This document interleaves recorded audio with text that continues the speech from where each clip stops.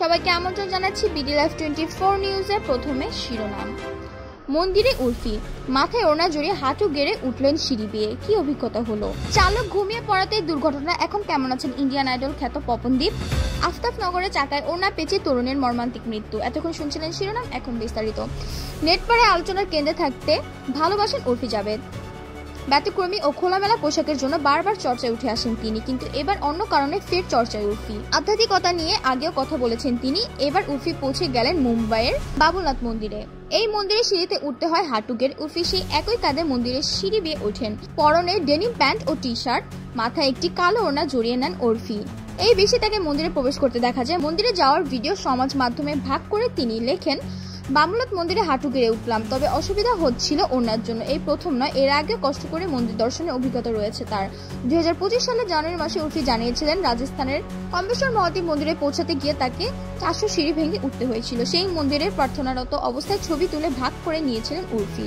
এই ছবিতে একদিকে যেমন অনুরাগীর তরফ থেকে প্রশংসা এসেছিল, অন্যদিকে ভিন্ন ধর্মের পুজো করে তার থেকে কটাক্ষ ধেয়ে এসেছিল। পবনদীপ উত্তরাখণ্ডের চম্পাবতের বাসিন্দা। নিজের বাড়ি থেকে তিনি নয়ডার এক অনুষ্ঠানে উদ্দেশ্যে রওনা দিয়েছিলেন। পবনদীপের সঙ্গে ছিল তার বন্ধু অজয় মেহরা ও চালক রাহুল সিং। পথ দুর্ঘটনায় গুরুতর জখম ইন্ডিয়ান আইডল জয়ী সঙ্গীত শিল্পী পবনদীপ রাজন। সোমবার ভোর রাতে আহমেদাবাদের কাছে দুর্ঘটনাটি ঘটে। পবনদীপের আহত হওয়ার একটি ভিডিও ইতিমধ্যেই নেটপাড়ায় ছড়িয়ে পড়েছে। ভিডিওতে দেখা যাচ্ছে হাসপাতালের বিছানায় অচেতন শুয়ে রয়েছেন পবনদীপ। এই ভিডিও দেখে উদ্বিগ্ন হয়ে পড়েন তার অনুরাগীরা। ভোর 3:40 নাগাদ পবনদীপের গাড়ির সঙ্গে একটি মালবাহী ট্রাকের ধাক্কা লাগে হাইওয়েতে। তার জেরে এই দুর্ঘটনা বলে জানা যাচ্ছে। পবনদীপ উত্তরাখণ্ডের চম্পাওয়াটের বাসিন্দা। নিজের বাড়ি থেকে আহমেদাবাদের এক অনুষ্ঠানের উদ্দেশ্যে রওনা দিয়েছিলেন। পবনদীপের সঙ্গে ছিলেন তার বন্ধু অজয় মেহরা ও চালক রাহুল সিং। প্রাথমিক তদন্তে জানা যায় গাড়ির চালক ঘুমিয়ে পড়েছিলেন, যার জেরে নিয়ন্ত্রণ হারায় গাড়ি এবং ধাক্কা লাগে ট্রাকের সঙ্গে। চালক সহ 2 জন যাত্রী গুরুতর জখম বলে জানা যায়।